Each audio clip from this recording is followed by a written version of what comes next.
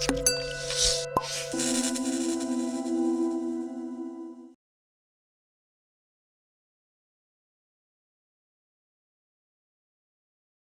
guys, this is moderator Kersteen. I'm inviting you to join the LCIF Association. When you become a member, you can get discounts. Or if you want to wish to become a certified coach, and those with businesses can become a partner merchant, you can find the link below in this video.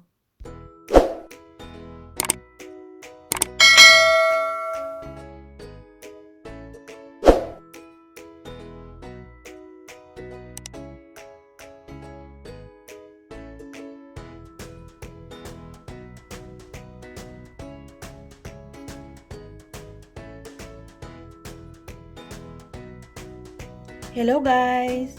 So marami kasi akong nakikita sa group natin kung paano gumawa ng bulletproof coffee at pinaka-simple ingredients lang naman yan. So ito po ang aking ingredients: ghee butter, pwede kayong gumamit ng anchor butter, at Nescafe, heavy whipping cream, brown erythritol, and boiling water. Let's do this! So, ilalagay ko na yung butter, saka yung heavy whipping cream,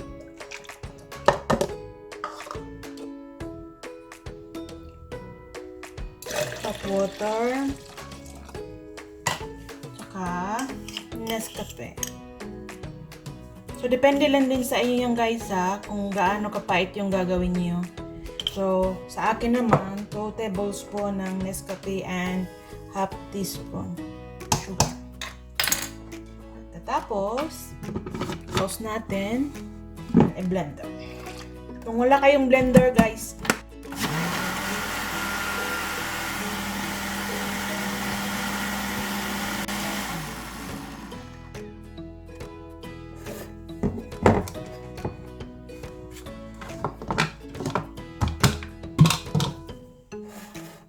so ito na ang low carb bulletproof.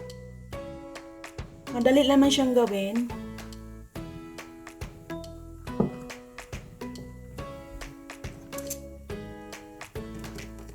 So ito na po ang aking low carb bulletproof coffee.